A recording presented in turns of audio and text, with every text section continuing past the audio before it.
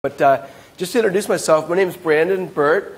I'm the co-founder of a company called Amazing Grass, based here out of San Francisco. That's where we started.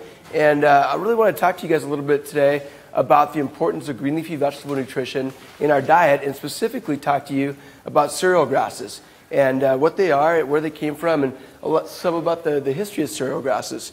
So first and foremost, we are going to go, whoops.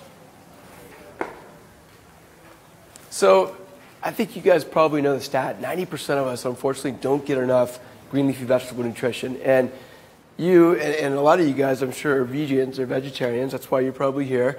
But even vegans and vegetarians often don't get enough green leafy vegetable nutrition. And it's tough, right? We all have busy, active lifestyles. We're trying to eat right. But it's really tough sometimes to get everything that your body really needs. Also, what's happened over the last 50 to 60 years is now farming techniques are really focused on real fast growth. Things are growing in hothouses. Half the time they're grown from places around the world. They're shipped. And so you're not getting things that are ripe and that have as much nutrition as they did maybe 40 or 50 years ago. And so there's been a lot of studies that have shown that. So it's really kind of going back to where things are grown, if they're grown in the right environment, under the right circumstances, and if they're grown like they're supposed to. So for example, in California, we have things like grapes that grow great here. We have oranges that grow really good. Greens and cereal grasses really grow best in a cold environment. They need a cold winter. And so I'm going to talk a little bit about where the right place is to grow some of these things. So 95% of us, as I mentioned, aren't getting enough servings every day that we really need. What do these greens have in them, and why are they so good for us? Everyone knows that fruits and veggies are good for you, right? Well, the greens in particular, it's a foundational food. These greens have things like chlorophyll in them. They've got vitamins, minerals, things that your body just doesn't get on its own, that you need. You need these essential fatty acids, you need these amino acids, and you need these vitamins and minerals that come from the soil. And so that's some of these things that you're getting in these deep green leafy vegetables. The other thing, chlorophyll, as many of you guys may know, chlorophyll is really considered the blood of plants, right? It's made through photosynthesis, and molecularly, if you look at the structure, it's very, very similar to hemoglobin in the human body. So, and I have a chart here somewhere coming up here, but if you look at the molecular structure, it's almost identical. The only difference is at the center of the chlorophyll molecule, it's magnesium, and at the center of the hemoglobin molecule, it's iron. Other than that, they're very similar, and so they can assimilate so quickly and easily. Yeah, I better speak up a little bit. It's going to be tough to compete with the Jets here today. The other thing that it does, and there's been back in the day, there's been a lot of research with chlorophyll and how it can actually assimilate into human blood so quickly, and it's anti-cancer, antifungal, really a really amazing nutrient. And the one thing about chlorophyll is the deeper green something is, the more chlorophyll it's going to contain in it. So your deep green leafy vegetables, your kale, your collard greens, chard, those are going to have more chlorophyll, of course, than something like a iceberg lettuce, which is kind of anemic looking. So you really want to focus on deep green leafy vegetables. So now I want to transition into cereal grasses. Does anyone know what a cereal grass is? Have you heard of a cereal grass? Okay, so a cereal grass is really the young leafy vegetative state that will become a cereal grain. And everyone probably knows cereal grains, right? You have them in your cereal. Barley, wheat, rye, oats, those are considered cereal grains. Well, before they're grains, they go through a whole life cycle, and they're actually a grass, a cereal grass. And it's really you can almost think of it like the placenta, because the cereal grass, this vegetative state that it's in, really supplies all the nutrition for what will later become the cereal grain. And it goes through this really special life cycle, and it goes through a process called jointing. And when you start talking about grass and joints, people sometimes wonder what kind of grass you're actually talking about, but it really is called jointing. And what happens is these grasses transform from a grass to a grain. There was a gentleman named Charles Schnabel back in the late 20s, early 30s. Anyone ever heard of Charles Schnabel? This guy that's got a funny last name that most people have never heard of. Well, the reason that Schnabel is important, he's one of the pioneers. He's known as the father of modern day research on cereal grasses. And what Schnabel did, he was a food scientist in Kansas, And he was trying to figure out how he could increase the egg production in hens. And back then, this is industrial revolutions going on. People are really wanting to get more eggs and more foods in a convenient way. And unfortunately, in the winter months, the hens just weren't producing very many eggs. Out of 100 hens, you might have 25 to 30 that would produce eggs every day. And so it was a real problem. The egg production just wasn't what it needed to be to serve the human population. So Schnabel, as a food scientist, knew that there was some research on chlorophyll, and that chlorophyll in these greens would have a profound impact on health and virility and vitality, he thought, in these hens. And so for a couple of years, he studied and he tried all different types of vegetables. He put things like kale and greens and broccoli and all these different vegetables that he'd put in the chicken's feed. And unfortunately, he didn't get a significant increase in egg production. Nothing seemed to work. And so he's kind of getting discouraged. That's when he decided that he was going to look at these cereal grasses. And so he took what was wheatgrass and oatgrass and he dehydrated it. He put it in the hen's feed and he got a 250% increase in egg production. So this is a big deal back then. And I'm no chicken farmer, but you don't have to be to know that a 250% increase is a pretty big deal. So this sparked a lot of research. And Schnabel ended up patenting something called the jointing theory. I mentioned jointing. What he found was that these grasses, these young cereal grasses, they go through, it's almost like a bell curve. At the very peak of it, right before they joint, and that's right before they transform into a grain, that's when they're at their peak of nutrition. And so the vitamins, the minerals, the amino acids, the enzymes, everything is at its very, very peak right before that critical window when it joints. And then the nutrition drops off rapidly. So, then all the nutrition goes into the grain, and, it's a lot lower and very different. So wheatgrass is very different from wheat, the grain. And a lot of times when people hear that, word wheatgrass, or just because there's wheat in it, they think, oh man, I can't have that. It's got gluten in it. I must be intolerant to it. But if it's harvested at the right time, at that critical window and that peak, absolutely will have no gluten, and it's really green leafy vegetable nutrition, very concentrated. And going all the way back to Schnabel in the late 20s, with all that research, they found that it had all these amazing nutrients in it. It actually sparked off quite a bit of research. And a lot of the major universities around the country began researching it. And not only did they figure out with the hens, with the increase, they looked at guinea pigs. They saw that it was an amazing transformation of growth for guinea pigs that would be fed the grass versus the ones that didn't. And then they did the same thing with humans and found all these profound benefits for humans as well. Alkalinity, you guys are familiar with alkalinity and the fact, I think, that greens are one of the most alkaline foods you can put in your body. So trying to balance that pH was one of the benefits. The chlorophyll, of course, that I mentioned, all the vitamins and minerals that folks weren't getting. So it sparked a lot of research. And there was a company that Schnabel started with the help of a couple other researchers at the University of Wisconsin. It was called SuperFoods Labs. And SuperFoods Labs, back in the 30s, produced wheat and oatgrass tablets. And these were very popular. You could go to pharmacists and doctors, and they would recommend to people to get these cereal grass tablets in their diet because of the fact that most people weren't getting as much nutrition as they needed. And they were very, very popular. They're the most popular, best-selling multivitamins in the country. And this was before multivitamins really came about. Well, then people understood, you kind of had the 40s and the 50s, and the slogan was better living through chemistry, and the fact that man-made was better than nature-made, and we could invent and make all these things in a lab.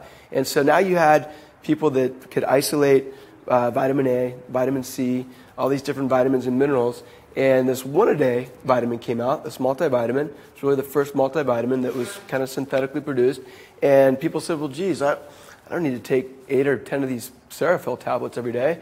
I can just take one little magic pill and I get 100% of everything in this little magic pill. And so they kind of fell out of favor.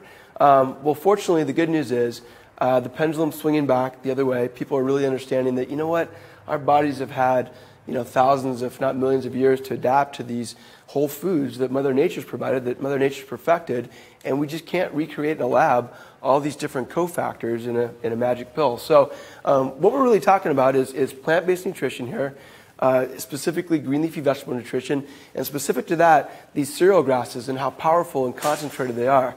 The other pioneer, I'm going to go back a slide here, the guy right there with the pitchfork is my grandfather. And so my grandfather worked with Schnabel. He was a young guy at the time. He was, probably 13, 14 years old. He was sacking alfalfa at this dehydrating facility where Schnabel worked.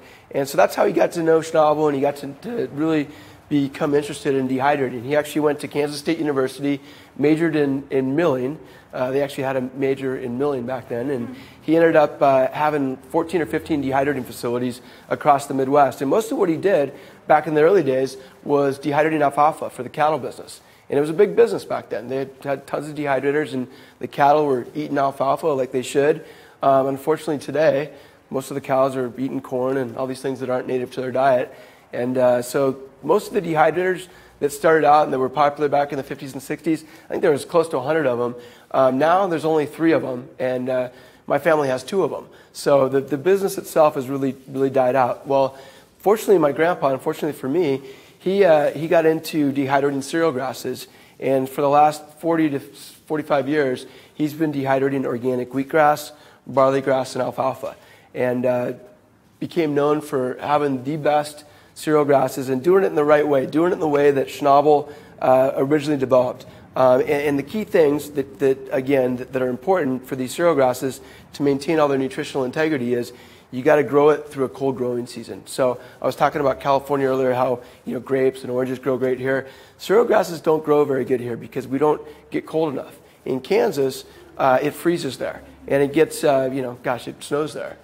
So these grasses, when they're planted in the fall, they grow deep roots down below the frost line there. That plant's got to struggle through the winter to be able to make it all the way through the winter. So it's getting a lot of the nutrition through those roots and through that deep root system. And that's what's giving them all the vitality and all the nutrition. So the grass is in the ground about 200 days. We don't really harvest it until the spring. And it actually gets harvested in March, April timeframe. And the key is it's going to get harvested right before it joints, and so at that critical peak when the nutrition's at the peak. This machine on the left, I know it's probably hard for you guys to see, but it's called a chopper, and it's a machine my grandfather developed. It was the very first machine that would direct cut these grasses. So back then, and even today, most folks that harvest these grasses, they have one machine that cuts it, and the grasses sit on the ground. They kind of dry out a little bit and get cured by the sun, and then another machine will come back and pick it up. Well, what happens then is you introduce bacteria, you get dirt, probably mold from the ground, from it sitting there. Also, by trying to sun cure it, you're losing nutrition. So this machine was pretty cool. You could set and get that chopper head, which is the front part, right down so you could just clip the very tips of the grass, the most leafy, nutrient-dense part, and get it again right at the peak of nutrition, right before the grass joints. And then it goes right back in the hopper there, so it never touches the ground. And the key to that is then we could move it right away to the dehydrating facility. Now, also the key is these fields have to be really, really close to the dehydrator. These machines can't move very fast, and so within 5 to 10 minutes, you want to get those grasses off the field and then dehydrated and properly taken care of. On the right there is what the machine looks like today. And, besides it's got a cab now, so you don't have to stand on the front. I think there might even be an iPod jack in there so you can listen to some tunes. But otherwise, it's pretty similar to the same machine that was developed back in the 50s. And still really the best machine to actually be able to harvest these grasses. This was back in if you guys can see that, back in April. And that was at our harvest we just went back for. And so we usually run 3 of those in a row. And you'll, kind of like a big lawnmower in a sense, but a little more specialized in what it's doing. So I'm going to talk and tie this a little bit into my company, Amazing Grass, and what we did. So I started Amazing Grass with a good buddy of mine back in 2002 at the dining room table in San Francisco. And my buddy and I were really passionate about living an active, healthy lifestyle. I was drinking. I was fortunate, as I mentioned, to grow up with a grandfather that dehydrated greens, so I had a really great access and a source to all these greens. I'd be drinking my green drink on the way down, commuting from San Francisco to Silicon Valley, and my buddy that I'm with, he's drinking his coffee, and he's looking at me like, man, this stuff looks kind of disgusting. What are you drinking? It's green, practically rolling down the windows. And I think, I don't know, maybe 2 or 3 weeks, I finally wore him down, got him to start drinking some of the greens, and he became a believer pretty within a few days. He's like, wow, I feel like I've got more energy. Gave some to his wife, she was getting compliments that her skin looked better, and people were asking her what she was using, and she's thinking to herself, wow, can this be from the greens I'm taking? So we had, I mean, besides my buddy and his family, we had the whole office on it. Growing up, I'd always had friends that were raiding my freezer trying to get their fix of grass. So I knew that we had something that was great, that people really felt a difference when they consumed it. And so we took this passion that we had and said, all right, how do we get this out to the masses? Todd, my business partner, he went to Cal Poly San Luis Obispo, and one of his favorite classes that he took down there was a marketing class.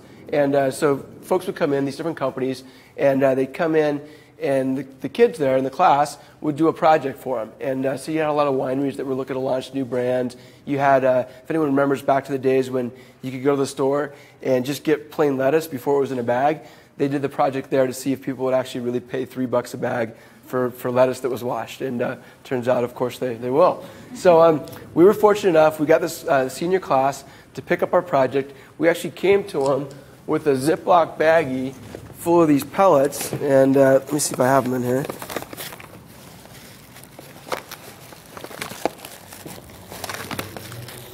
So I'll pass these around if you guys want to see them. These are wheatgrass pellets. This is actually how we store the wheatgrass, frozen, packed in nitrogen. I'll show you some photos in a minute. But we went down with a Ziploc baggie just like that and said, hey, we're looking to start this company. We don't quite know what the name of it is yet. We're not really even sure how big the industry is or how we might be able to penetrate this industry. And at the end of the semester, we had a 200-page report that said, this is your target market. This is what people know about greens. This is what people are looking for in a superfood or a green drink mix.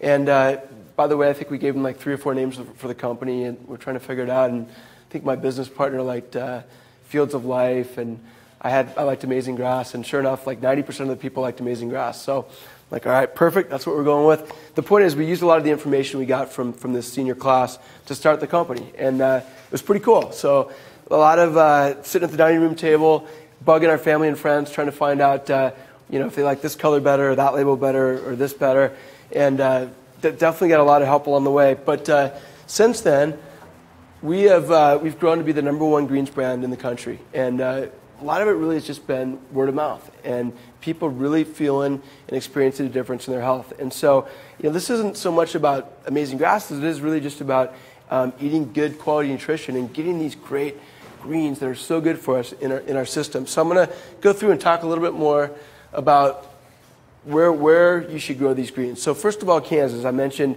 is known as the wheat state. And it's known as the wheat state for a reason. It's the #1 wheat-producing state in the entire United States. So the majority it's really the nation's breadbasket. It's where the majority of the wheat comes from. Many years ago, there was actually an ocean there. So you have a lot of really rich mineral deposits in Kansas, in that soil. I don't know if anyone's ever been through there, but if you're, excuse me,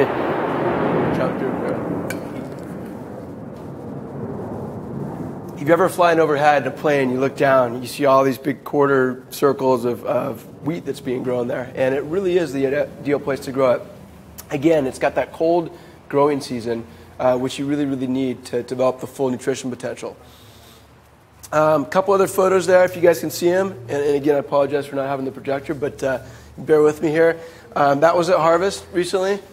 That's a picture of the chopper there, looking at the back of it. And again, it goes right into the back of that, so it never, ever touches the ground.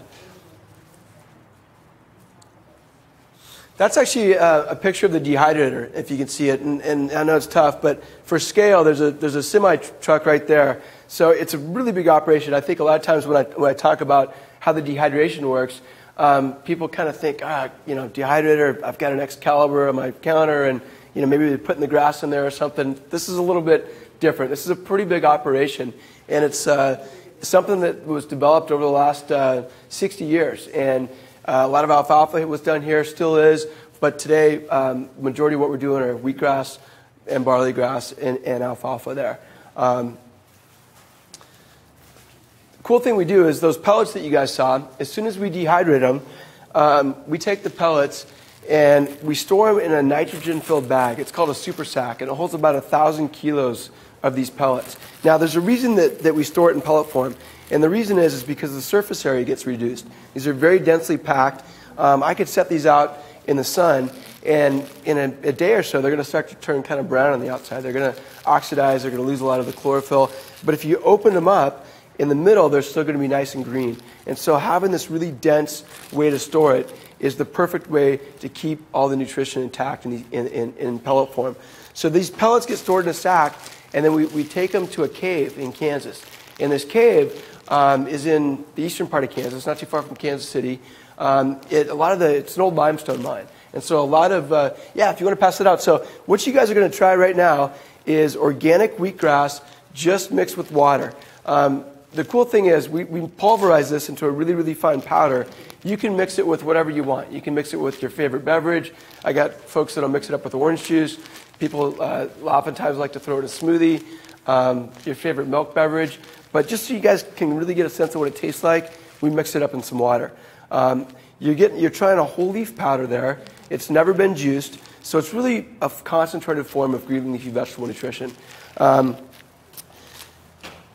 This cave that I was talking about, where we store these bags, it's 20 degrees below zero in the cave. And man, I mean, it's cold. And that really is the ideal way to store it. Freezing is like Mother Nature's pause button. So it keeps nutrition intact. 5 years later, we could pull a bag out, and it's going to almost be identical in terms of nutrition as it was when it first went in there. So it's really the ideal way to store these things. So pellets are in the cave. We pull the pellets out in the bags. And one of the challenges we had when we started out is when you're trying to get from a pellet form into a powder that's palatable for people, that they can mix into their favorite beverage and have it taste good, powder's got to be really, really fine. And what we found is initially we started working with a co-packer out in Livermore, where all the products are bottled and packaged. And they were grinding the powder up, and sometimes it would be nice and fine, and then other times it would be kind of coarse and kind of gritty, if you will. And the blades of their mill would get kind of dull or whatever. It just really wasn't suited to mill these pellets. And so we spent the better half of the last 6 or 7 years trying to find a way to actually pulverize this into this really fine powder that would be really nice and easy to digest, absorb, and be very palatable. We finally found this specialized mill that we built, and we built it inside the cave. So and it was about a $1.5 million investment. But it's actually in the cave, so it's pretty cool. So bags are stored frozen. We pull them out on this conveyor. Luckily, the grinding mill is not in the frozen part, so the guys working in there aren't freezing their butt off. But it is right still inside the cave. So we can take these pellets frozen, mill them into this really fine powder, still while it's frozen, so no heat is introduced. And then we can put it on a truck, and actually in the cave, there's what some of the bags look like.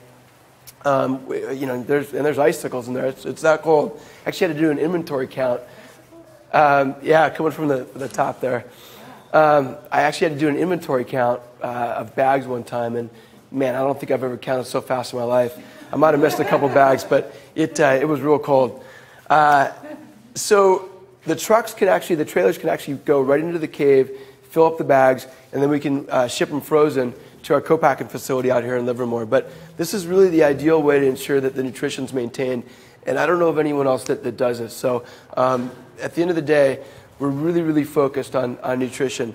I got a chart in here, and you guys will probably have a tough time reading or seeing that. But essentially, we've seen over the last 10 years the greens category, like at Whole Foods Market, many of the health food stores, go from about a 2-foot section to an 8 to a 16-foot section. So now, if you go into these stores, you'll see a whole greens category with all these green drink powders.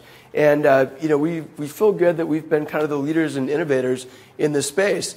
However, the thing that is disappointing sometimes is I see some of the other products on the shelf, and I see where the greens are coming from. And as a marketer, you can say, hey, I want to put wheatgrass in this, and I want to put barley grass. And you go to an ingredient warehouse, and most of the time the stuff's coming from China or Brazil or some other place, and it's shipped halfway around the world. And as a farmer, you can get a lot more yield if you cut lower on that grass. So if you're trying to maximize your profits, you're not going to just cut the tips. You're going to cut all the way down. You're going to get more fiber in there and less nutrition. And so most of the stuff that we see looks kind of like the grass on the right. It's almost like comparing iceberg lettuce to a spinach salad. it's very different in terms of nutrition. It's not being stored frozen. It just gets stored in a box in a warehouse somewhere. It gets put on a ship and shipped all over the world. So it's very different. And you start peeling back the layers, and people I think these days want to know where their food comes from. It's important. And so again, long, slow growth. We just do one harvest a year. Grows through a cold winter. Cut it to the peak of the nutrition. Yeah, you good question?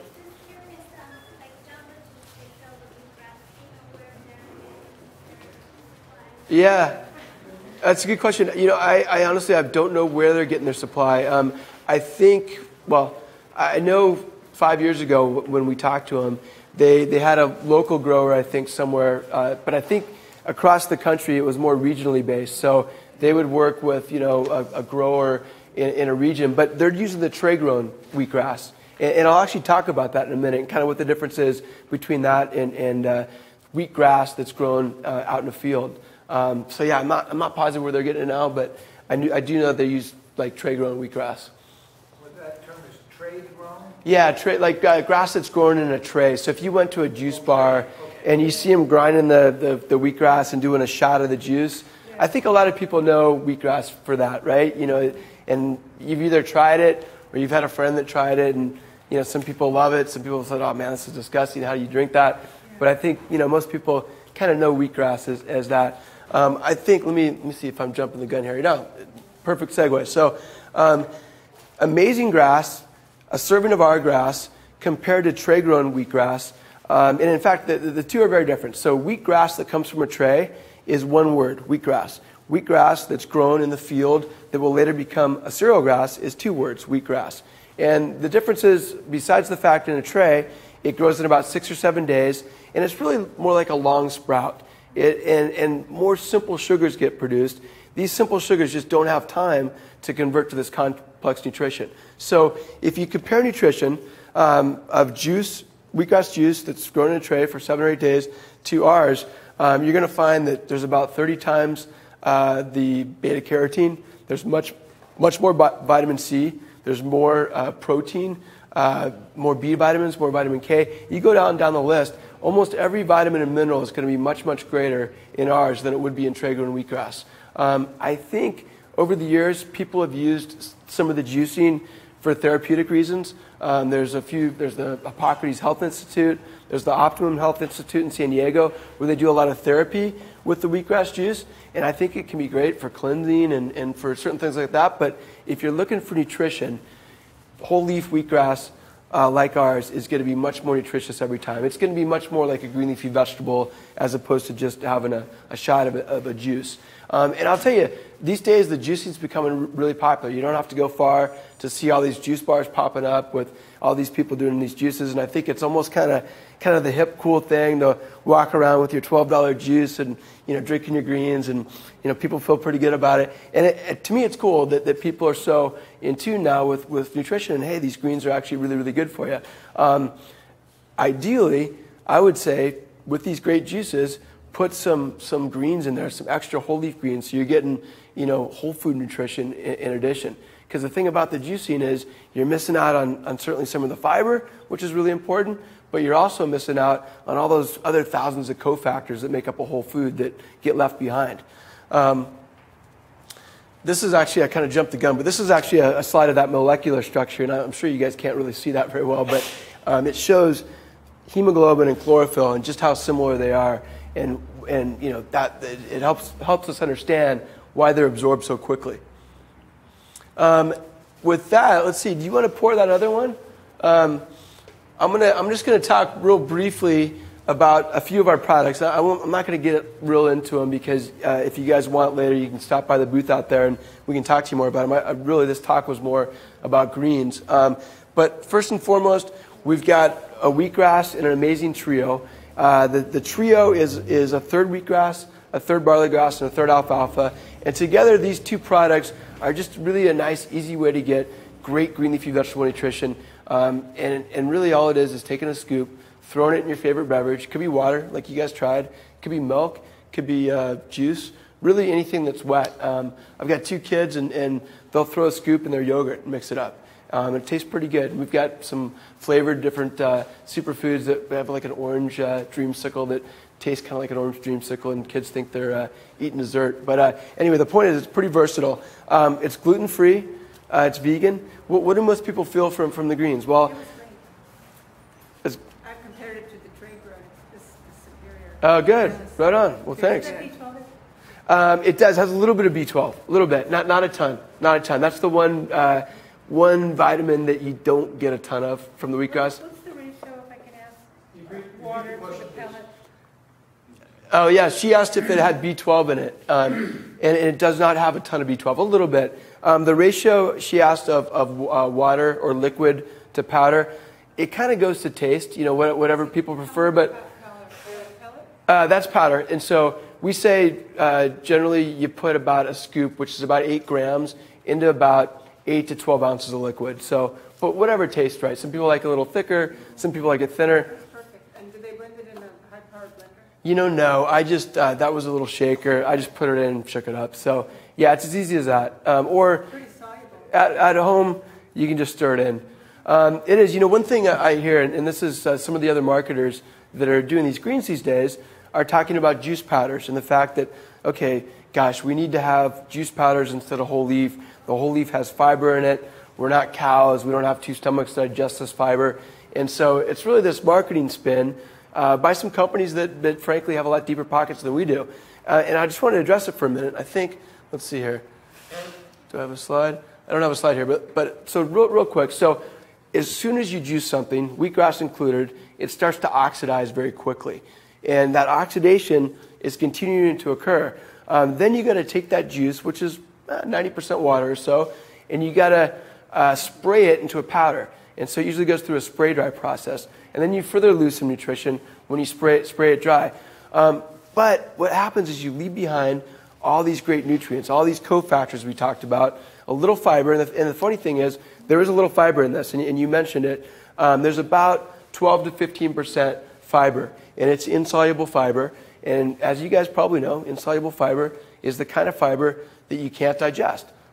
But that's the entire point of it, right? Insoluble fiber is that fiber that absorbs a lot of bulk. It actually stimulates these little finger-like projections in the small intestines called villi. And they need to be stimulated so you can actually absorb nutrients into your bloodstream better. If you don't, and the sad fact is, most Americans don't get enough fiber. And if you don't, what happens? Well, your colon starts shrinking. I mean, and it could be very severe. You could have digestive problems, etc. So you really need this fiber. It's also the roughage that slows down digestion. And it's also is the perfect environment for these intestinal flora, these beneficial, healthy bacteria that we need. Just really quick, you guys right now are trying a product called Raw Reserve Vanilla Spice. And it's mixed with half water and half almond milk. And that product is really focused on protein. So it's got 14 grams of protein per serving. The protein comes from organic hemp, organic rice, organic quinoa, and organic pumpkin seed protein. So 4 really nice sources of plant-based protein. And then it's mixed with a full serving of this product that we call Raw Reserve. And Raw Reserve is really our testament to the best greens on earth. And so it starts with E3 Live, which is a blue-green algae from Klamath Lake in Oregon.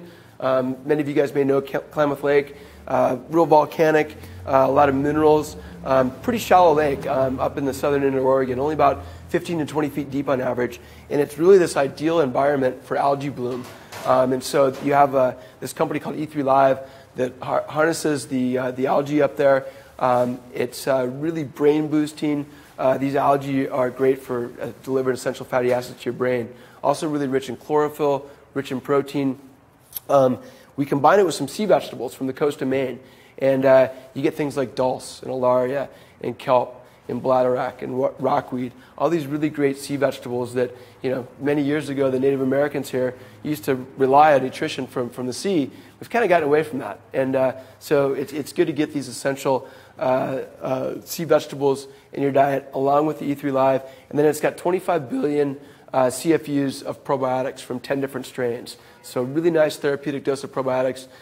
Anyway, that's what you guys had in that Raw Reserve Vanilla Spice. Has the proteins you mentioned? It does, yeah. So it's got 14 grams of protein per serving. And the proteins from the hemp, the rice, the pumpkin, and the quinoa. What's the shelf life of that product? All the products that we have a 2-year shelf life, and so what we do is we pack all the bottles, all the powders with nitrogen to remove the oxygen. We have a really tight heat induction seal on there, and then we recommend once you open them, ideally if you can keep it in the fridge or the freezer. Just keeps the nutrients at the peak. The good thing is all the products are real stable.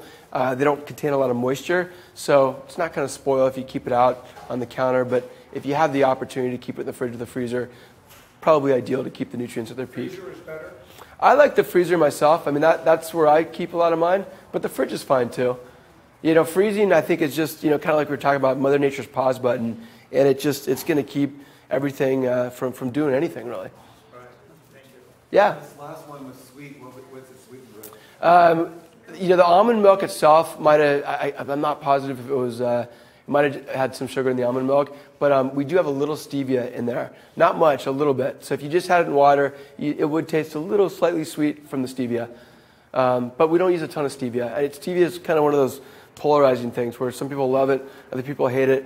A lot of our products, we give people choices. Some of them, we have no sweetener whatsoever. Some of them, we use a little cane juice. Some of them, we use a little stevia. So it kind of runs the gamut on what people prefer. Yeah, question? That's called Raw Reserve Vanilla Spice. Raw Reserve with protein vanilla spice. We have another product called Raw Reserve that's just focused on the greens without the protein. And I guess, the interesting thing is greens by themselves are about 25 to 30% protein. So they're actually a pretty nice source of protein that's really, really great green leafy vegetable protein. But that Raw Reserve that you tried with the protein actually has added protein to it. What does it cost? The retail is $39.99 at the store. We sell to Whole Foods and most of the health food stores around the country. At the show here, and I think there's still some left, I think it was 1 bottle for $30 or 2 for $50, I think. So it's a pretty good little show deal, if you will, here. That vanilla spice, that also has the cereal greens in it. It does, yeah. That's So the Raw Reserve, that kind of... yeah, that's right. That's right. Okay. Yeah. So all of our products, we wouldn't. We're really known as a greens company. All of our products have the grasses from our farm: the wheat, the barley, the alfalfa in them. So tough to find an amazing grass product without one. Yeah. Question. Last question. So if I buy it today, can I keep it in the car for 3 hours? It's not good. Yeah, should be fine. Yeah, no problem. I mean, ideally, you don't want to keep it for an extended period of time in a lot of heat, but it should be fine. Yeah, for a few hours. I'll talk really quickly about our green superfood line because I have a slide in here on it. So we talked about the wheat and the amazing trio that has wheat, barley, and alfalfa in it. This green superfood has all those three, but then we also combine some spirulina and chlorella. And these are blue-green algae that are I should say they're microalgae grown in fresh water. Also high in protein. You have a nice kind of mineral and vitamin makeup from fresh water as opposed to land. So it's a nice kind of confluence to get both of them. And then it has things like acai. Many of you guys may know acai. Comes from the Amazon. We work with a company called Salmazon, some good friends of ours. They're the largest producer of acai grown in the Amazon. Got some good omegas in there, nice and antioxidant rich. Then we have some maca in there. And the maca is grown for us in Peru. It's grown at about 14,000 feet. And maca, if you're not sure, it's an adaptogenic root. So adaptogenic means it's going to really help your body in the processes that your body needs, whether that is for hormonal balance, increased concentration, mental clarity, endurance, stamina, virility. But maca's got a host of different benefits, and a lot of people, both men and women, really are helped by maca. We've also got some antioxidant-rich things, fruits and veggies in there, and then we also have some probiotics and some digestive enzymes. So the green superfood line is really a nice all-in-one way to get these greens, but also a way to get fruits and veggies. And frankly, at the end of the day, looking for something that you can easily mix up with some water or juice, your favorite beverage, and be able to drink it on the go when you can't, unfortunately, get all these great servings of fruits and veggies that you're supposed to every day. What was that last product? Green superfood. And we have a whole line of 8 different ones. So we have a chocolate, we have a berry, we have an orange dreamsicle, different flavors, and then we have a tangerine immunity that's got a really nice immune boosting blend in there that's got mushrooms, it's got elderberry, astragalus, andrographis, so really, really good for your immune system, especially with cold and flu season coming up. That's a great one. And it doesn't have any echinacea in there, so that means you can take it every single day. Some herbs like echinacea, you don't want to let your body build up resistance to, so this is something you can take every day. We also have an energy line. The energy line has some yerba mate from our friends over at Guayaquil. You guys all familiar with yerba mate? So it has caffeine, but a lot more amino acids than you'd get with coffee. I've been drinking mate for, probably the last 7 or 8 years. No more coffee. I just feel a lot better when I drink the mate. It doesn't get your stomach hurting. It's not nearly as acidic. Anyway, we have some yerba mate in there and some green tea. Actually, some matcha green tea, real ceremonial tea in Japan. So you get some caffeine in there, but it's got about 85 milligrams per serving. So about like a small cup of coffee. Not a ton, but a little bit. And then, let's see what I forget. Energy line. We also have an ORAC. It stands for Oxygen Radical Absorbance Capacity. And fancy way to say antioxidants. So it's really a way to test for the antioxidant level in different foods. And this ORAC green superfood has a score in one scoop of 40,000. Now you guys may be saying, well, what does that mean? So one serving of broccoli has an antioxidant score of about 900. A serving of carrots has a score of about 300. So 40,000 is a lot of antioxidants. And so that's a product that, as you have all these environmental factors that create free radicals, they can damage your cells. So antioxidants are something that you want to keep in your body. So we got that. So that's the green superfood line. Did you have another question over there? Oh, just very quickly. So if you throw that like in a Vitamix, blend it up, I mean, you're not going to damage or loosen its properties? No, not at all. In fact, I've got a Vitamix in my house, and I do a smoothie almost every morning in it, and I absolutely throw some scoops in there. Okay. Yeah. Yeah, no, not a problem. Whether you do the Vitamix or just the hamster or the shake, any of them will work just great. Which one works better, the handshake or the Vitamix? I mean, from the standpoint of getting the maximum from a shot. I don't think either one's going to give you more. I mean, I would. Yeah, I don't think so. I think the Vitamix is going to probably blend it up better. So if you're mixing protein up, It gets all slammed against the side too, well, that's true. Yeah, that's true. Yeah, if you're mixing protein up, just shaking it, maybe you have a few clumps in there and it mixes better in the Vitamix or something. But as far as absorption and that sort of thing, I don't think either one's going to make a difference because it's already a pretty finely ground powder. And I don't think the Vitamix is going to grind it too much finer because it's already so fine. Thank you. Yeah. I'm curious about one thing. Like, I know on your I've looked at your products, and you've got all the ingredient thing. Is there a scientist that does that for you, or how do you come up with all these things that you're blending together? That's a good question. I can't say that we have a scientist per se, but we work. We've got some nutritionists on staff. We've really tried to have bigger ears than mouths, listen to customers, and listen to the folks in the stores on what people want. So a lot of the products we've developed have really been from feedback. We've done a lot of trainings and education around the country, and we always ask people, what would you like to see in a product, and what do you not have in our products that you'd like to see? So a lot of the formulas have really been based on consumer feedback. The theme through all of them have really been greens, and then we do have a kids line, and we do have this protein line, and we do have an energy bar line. But the kind of the surrounding theme throughout that's woven throughout are these greens. Right, but what I'm trying to ask, I'm sorry, I didn't phrase that well, but from the standpoint of the nutritional content that you show on the label, does that get authenticated by somebody, or is there third-party testing? I got you. Yeah, absolutely. So, the supplement facts, it all gets tested at a third-party lab. We're certified organic, so there's a third party that's certifying every ingredient that goes in there to make sure that from seed to shelf, the whole chain of custody along the way. We get tested for gluten. We test for heavy metals. What's great is it's getting more and more regulated, and so you really have to make sure that you know what you're putting in there, and not just that you know it, but you test it to know it. So, yeah, absolutely, it gets tested. Thank you. Yeah, you bet.